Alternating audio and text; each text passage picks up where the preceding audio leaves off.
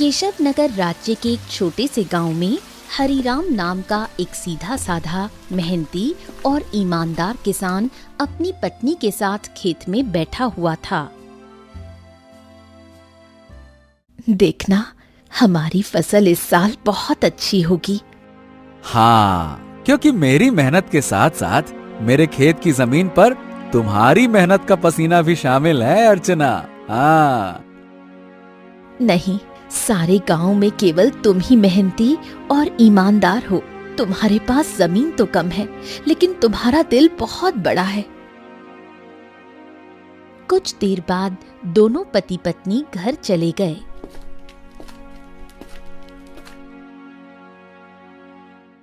मैं तुम्हें एक बात बताना तो भूल ही गई, घर में लकड़ियां खत्म हो गई हैं। अरे चिंता मत करो, मैं कल सुबह सबसे पहले जंगल में लकड़ियां काटने के लिए ही चला जाऊंगा। ठीक है ना, ले आऊंगा। चलो अब।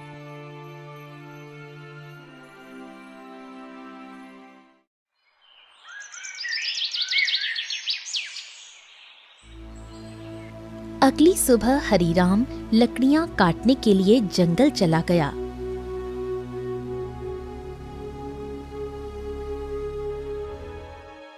हरिराम एक पेड़ पर कुल्हाड़ी चलाने ही वाला था कि तभी उसने देखा झाड़ियों में एक घायल बंदर करहा रहा था।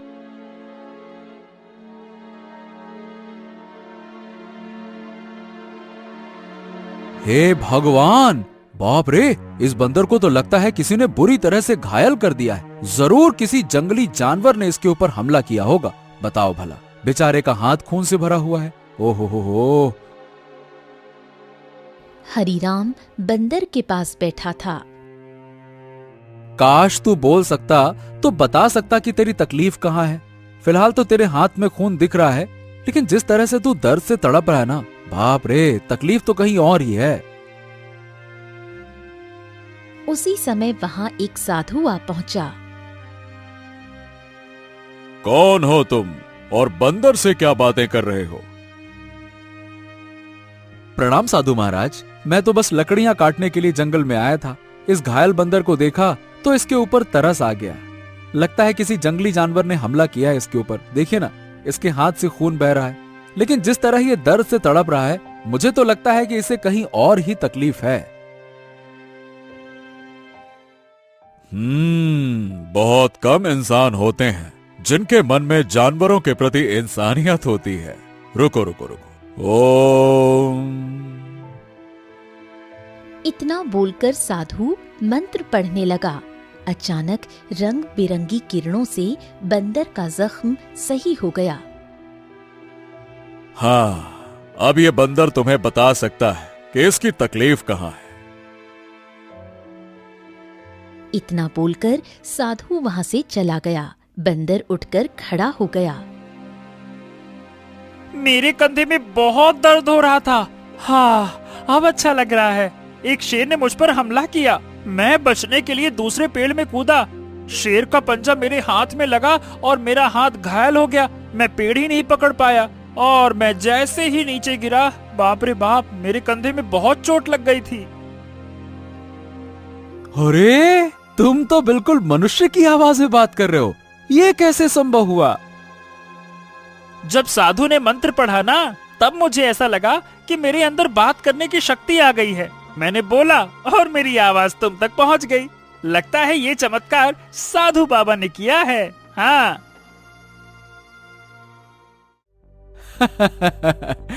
अच्छा ये बताओ, तुम मेरे घर पे चलोगे? ओहो, अब तुमने मेरी जान बचाई है तो अब तो मैं तुम्हारे साथ ही चिपक गया हूँ। मतलब मैं तुम्हारे साथ ही रहूंगा। और क्योंकि मैं इंसानों की तरह बात करने लगा हूँ, तो मैं बंदरों से अब तो अलग हो गया हूँ ना। क्या करूंगा उन बंदरों के साथ रहकर? अब तुमसे बातें करूंगा जी भर के। चलो, तुम मेरा कोई अलग नाम भी रख सकते हो। बताओ बताओ, मेरा क्या नाम रखोगे? बड़े मजे की बातें करते हो तुम। चलो ठीक है, मैं तुम्हें आज से गोलू कह के पुकारूंगा। क्यों, कैसा नाम है? अच्छा नाम है ना? हाँ, अच्छा नाम है। चलो चलो चलो चलो, घर चलते हैं।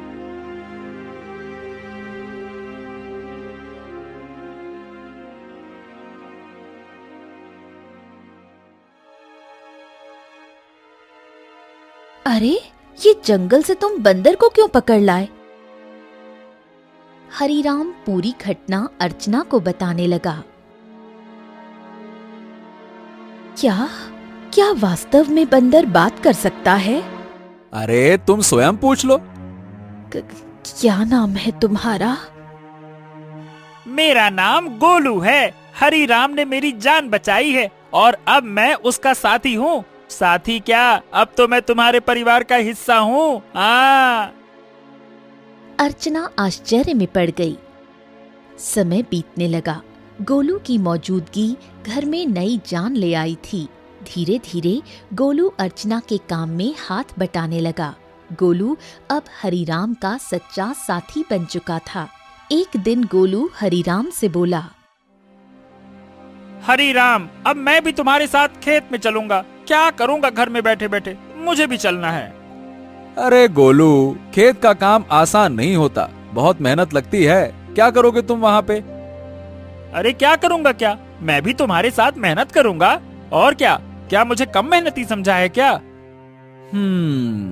बस डर ये है कि गांव वालों ने तुम्हें बोलते हुए देख लिया ना, तो वो न जाने क्या समझेंगे। अरे पर जब मैंने तुमसे पहली बार बात की थी तो क्या तुम डरे थे क्या, बताओ? देखो गोलू, मैं दुनिया को जानता हूँ। हर कोई मेरे जैसा नहीं होता है जो तुम्हें समझ सके। ओहो, मुझे दुनिया से क्या है लेना देना, मुझे तो तुम्हारे संग है रहना। मेरा मतलब ये है कि मुझे बस तुमसे मतलब है, क्योंकि मैं तुम्हारा साथी हूँ। हाँ। हरीराम मुस्कुराया और अगले दिन गोलू को साथ लेकर खेत चला गया। कुछ ही दिनों में गोलू ने खेती की हर बात सीख ली। अब वो हरीराम का सच्चा मददगार बन गया था।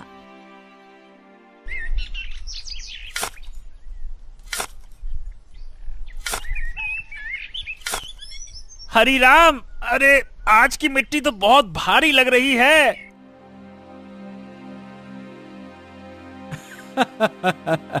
गोलू, अब तो तू पक्का किसान बन गया है। मिट्टी का भी फर्क समझने लगा है। गोलू की बात अब गांव में फैलने लगी थी और ये बात आखिरकार पहुंची जमींदार चौधरी के कानों तक। क्या हरीराम के घर एक बंदर है जो इंसानों की तरह बोलता है? हाँ जमींदार साहब, मैं खुद देख चुका हूँ।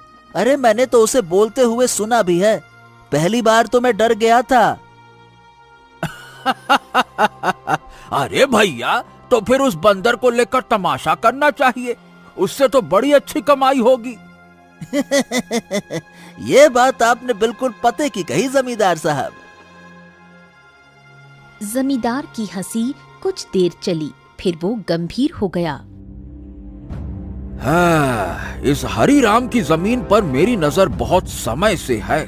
बाकी सब तो मेरे कर्जदार बन चुके हैं, पर ये ससुरा हरीराम ये कभी झुका ही नहीं। उसकी जमीन बहुत उपजाऊ है जमींदार, बंजर में भी फसल उग जाती है। अरे इसमें मिट्टी का कोई खेल नहीं है भीमा। उसकी किस्मत और सितारे बुलंद है, पर जिस दिन वो सितारे गिरेंगे ना, उसी दिन ये खेत मेरा होगा और हरीराम मेरे कदमों में होगा, देख लेना तुम।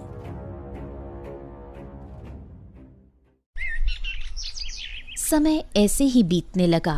एक दिन हरीराम और गोलू जब खेत से घर लौटे तो आंगन में बैठी अर्चना को देखकर दोनों के चेहरे पर चिंता की रेखाएं खिंच गईं। अरे अर्चना, क्या हुआ? ये कैसी खांसी है?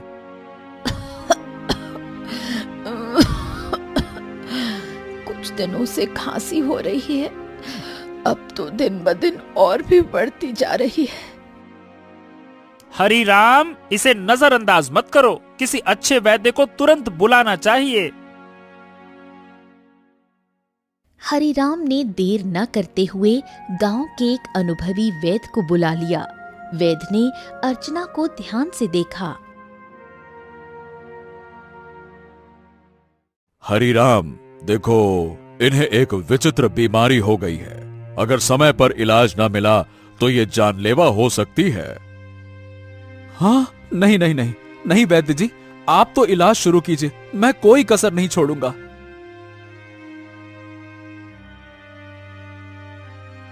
उस दिन से हरिराम का सारा धन अपनी पत्नी के इलाज में लगने लगा। हफ्तों बीतते गए और एक दिन ऐसा आया जब उसकी सारी जमा पूंजी खत्म हो गई। उस दिन हरिराम घर पर अकेला बैठा था।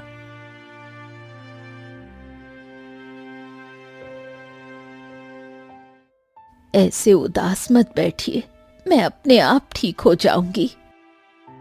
ऐसा ऐसा मत कहो अर्चना, मैं तुम्हें इस हालत में नहीं देख सकता। तो अब क्या करोगे? जो कुछ था सब तो मेरे इलाज में लगा दिया। अब तो बीज खरीदने तक के पैसे नहीं बचे। हरिराम सिर झुकाए बैठा था। तभी गोलू तेजी से दौड़ता हुआ आया। हरिराम, हिम्मत मत हारो। तुम्हारे 2 भाई इस गांव में रहते हैं और तुमसे ज्यादा धनी भी हैं। उनसे मदद क्यों नहीं मांगते हो, हैं? हरिराम को ये बात ठीक लगी। उसी शाम वो गोलू को साथ लेकर अपने बड़े भाई केशव के घर गया। ओहो हरिराम, क्यों भाई, आज हमारे घर का रास्ता कैसे भूल गए हैं? भैया, अर्चना की बीमारी के बारे में तो अब गांव में सब जानते हैं। मैंने जो कुछ कमाया सब इलाज में लग गया। अब कुछ धन की जरूरत है भैया। तुम तो जानते हो मेरी फसल इस बार खराब हुई है। अब खुद मुझे उधारी लेना पड़ रहा है तो मैं तुम्हें कहां से दूं? हरिराम कुछ नहीं बोला, सिर झुकाकर बाहर निकल आया। अरे वो झूठ बोल रहा था हरिराम, मैंने उसके चेहरे को देखा है, वो देना ही नहीं चाहता था। हाँ जानता हूँ रे गोलू, पर चलो एक और भाई है, उनसे मिलते हैं, चलो। अब दोनों बिरजू के घर पहुंचे। बिरजू ने दरवाजा खोला और हरिराम को देखकर चौंक गया। ओ हरिराम, आज भाई की याद कैसे आ गई? भैया भैया, मेरी पत्नी अर्चना बहुत बीमार है, थोड़ा सा धन चाहिए इलाज के लिए। क्या? अरे बंटवारे में वैसे भी तुझे ज्यादा जमीन मिल गई थी, उसे बेच नहीं देता? मेरे पास धन का पेड़ लगा है क्या जो मांगने चला आया? झूठ मत बोलो भैया, सच तो यह है कि तुमने और केशव भैया ने मेरे हिस्से की जमीन भी दबा ली थी। मुझे 6 बीघा जमीन मिलनी थी, बस 2 बीघा मिली है, 2 बीघा। अरे निकल जा यहाँ से, अगर कर्ज लेना है तो जमींदार के पास जा, मुंह उठा के चले आते, भाग यहाँ से।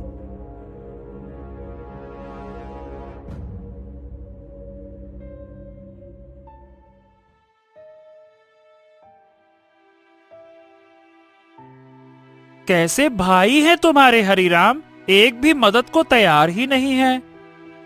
हाँ, इस दुनिया में इंसान ऐसे ही होते हैं, मतलबी, अपना पराया कुछ नहीं देखते। तो अब क्या करोगे? क्या जमींदार के पास जाओगे? हाँ, मजबूरी है गोलू, मैं नहीं जाना चाहता था, इसीलिए तुम्हारे कहने पे भाइयों के पास गया। अब तुम ही बताओ, मेरे पास और क्या रास्ता बचा है, बताओ।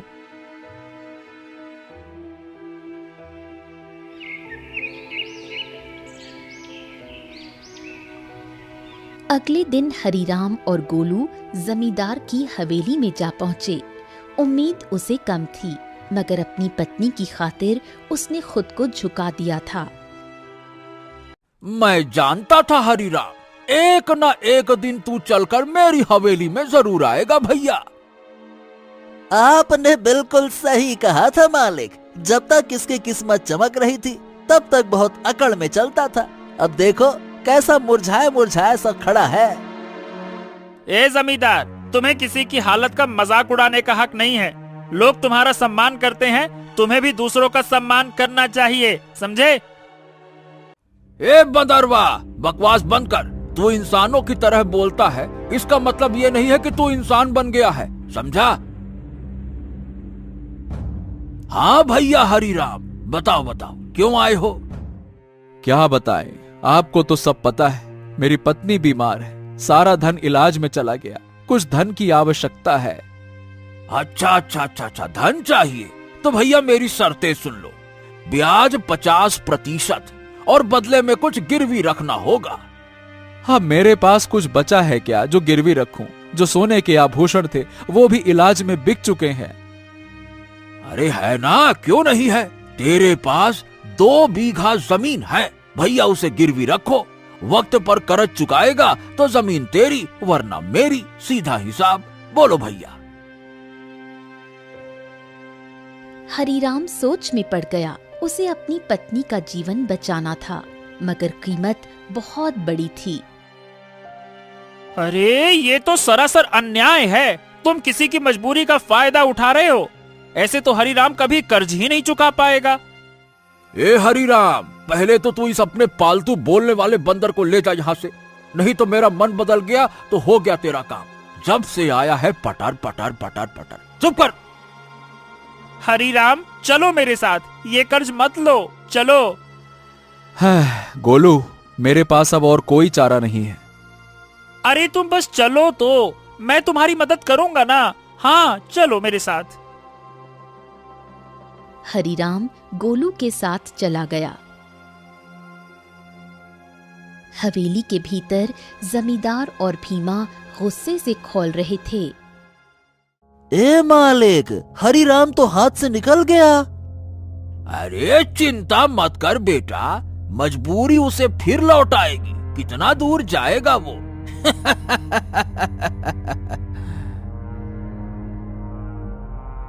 हरीराम गोलू के साथ घर पर आ पहुंचा और गोलू तुरंत वहां से चला गया। शाम तक गोलू लौटकर नहीं आया। हरीराम और अर्चना की चिंता बढ़ने लगी। गोलू अब तक क्यों नहीं आया? कहीं जमींदार ने उसे कुछ कर तो नहीं दिया? अरे पता नहीं कहां गया। मेरा मन भी बड़ा बेचैन है। रात बीत गई। सुबह सूरज की किरणों के साथ ही गोलू वहां पहुंचा, हाथ में एक चमकती जड़ी बूटी के साथ। अरे गोलू, तू कहां था? हमें लगा कहीं तुझे कुछ हो तो नहीं गया। अरे मैं जंगल गया था उन साधु महाराज को ढूंढने जिनसे मुझे बोलने की शक्ति मिली थी। उन्हें मैंने सारी बात बताई और उन्होंने दया करके ये जड़ी बूटी दी है। उन्होंने कहा है कि इससे बड़ी बीमारी ठीक हो सकती है। हाँ। गोलू ने वो जड़ी बूटी अर्चना को दे दी। कुछ देर बाद अर्चना की आंखों में चमक लौट आई। मुझे बिल्कुल स्वस्थ महसूस हो रहा है, जैसे मैं कभी बीमार ही नहीं थी। हाँ। अर्चना, तुम्हारी खांसी भी ठीक हो गई। और गोलू, तू तो हमारे लिए देवता बन गया। अगर तू नहीं होता तो मैं जमींदार से कर्ज लेकर अपनी खेती भी खो बैठता।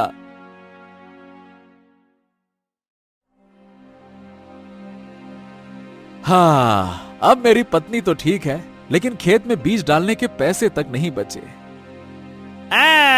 मैं जानता था कि अर्चना के ठीक होने के बाद तुम्हें बीज की जरूरत पड़ेगी, इसीलिए मैं साधु महाराज से बीज भी लेकर आया हूँ। हाँ, ये देखो।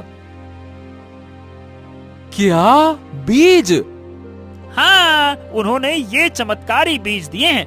अब देखो, अगर तुम इन्हें अपने खेत में बो दोगे तो ऐसी फसल उगेगी जो पूरे राज्य में किसी ने नहीं उगाई होगी, और सबसे पहले तुम्हारी फसल ही तैयार होगी। हाँ, मजा आ गया ना? इतनी जल्दी? हाँ, लेकिन एक शर्त भी दी है साधु महाराज ने।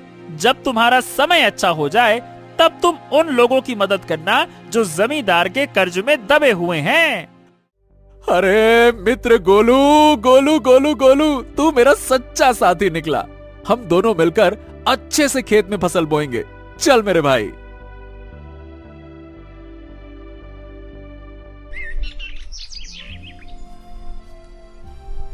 अगले ही दिन हरीराम, गोलू और अर्चना ने मिलकर खेत जोता, बीज बोया और आकाश की ओर देखकर मेहनत का वादा किया। कुछ ही दिनों में हरिराम के खेत में ऐसी फसल लहराई जैसे किसी ने पहले कभी नहीं देखी थी। गांव वाले चकित रह गए। अरे देखो रे देखो, हरिराम के खेत में तो जैसे सोने जैसी फसल लहरा रही है। हाँ हाँ हाँ हाँ हाँ। हाँ, हमारी फसल तो अभी जामी भी नहीं है और इसकी तो फसल भी तैयार हो गई। और उसकी बीवी अर्चना, जो कि महीनों बीमार रही, अब रोज खेत में काम करती है। भैया, ये तो कोई चमत्कार ही लगता है।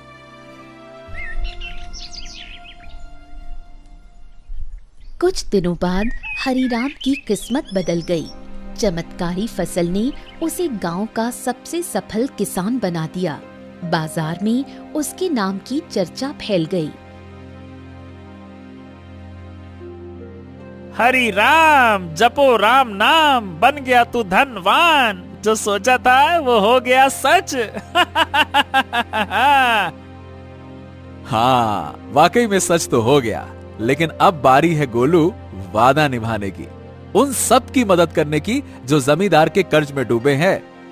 हाँ बिल्कुल, चलो आज से ही शुरुआत करते हैं। अपने गांव का बिंदेसर का खेत सबसे पहले छुड़ाते हैं। चलो।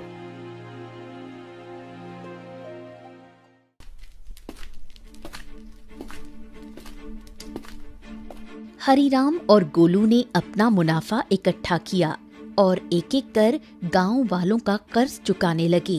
बिंदेसर, भोलू, रज्जो सभी ने अपनी जमीन वापस पा ली। हरिराम भैया, आज आपने हमें नया जीवन दे दिया। सही बताओ, बिल्कुल, बहुत बहुत धन्यवाद। गांव में खुशी लौटने लगी, लेकिन जमींदार के चेहरे पर उदासी छा गई। ये सब देखकर जमींदार गुस्से से अपने साथी भीमा से बोला, हाँ, ए भीमा, तू देख रहा है ना कि क्या हो रहा है? हाँ मालिक, हरिराम ने सबके कर्जे चुकाने शुरू कर दिए हैं। अगर यही चलता रहा तो एक दिन तो मेरी जमींदारी ही खत्म हो जाएगी और मेरा दबदबा भी खत्म हो जाएगा। आप तो आदेश दीजिए मालिक की करना क्या है। अब बहुत हो गया भीमा। अगर ये हरिराम ऐसे ही सबकी जमीन छुड़वाता रहा तो मेरा क्या बचेगा? मेरा दबदबा, मेरी हवेली है। अरे मालिक, आप तो बस आदेश कीजिए, कल ही उसका काम तमाम कर दूंगा। सब खेत में काम करते हैं, वही खत्म कर दूंगा। कहिए। खून जमीन पर गिरे ऐसा मारना साले को, ताकि सबके दिल में डर उतर जाए। जा, हरिराम को मिटा दे, जा।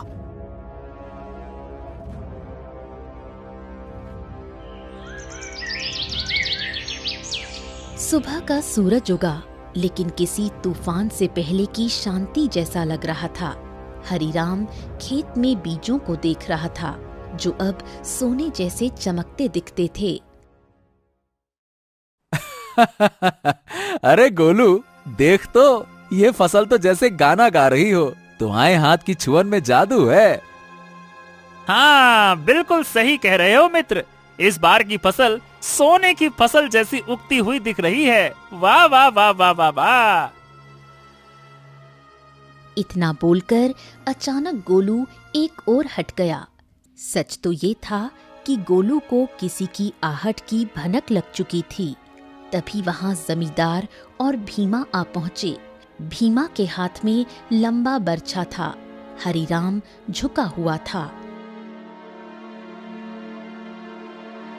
अब भुगतो किसान।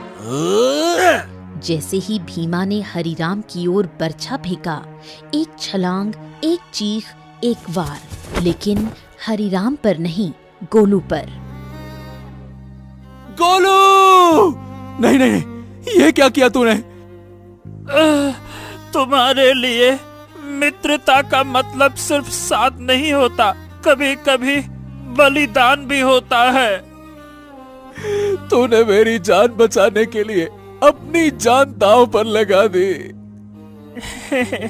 क्योंकि तुम मेरे साथी हो और मैं तुम्हारा।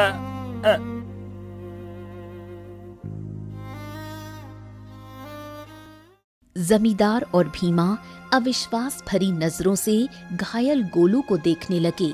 भीमा जमींदार की ओर देखकर बोला, अरे ये क्या जमींदार, इस मूर्ख बंदर ने तो हरिराम के ऊपर लगने वाला वार अपने ऊपर ले लिया।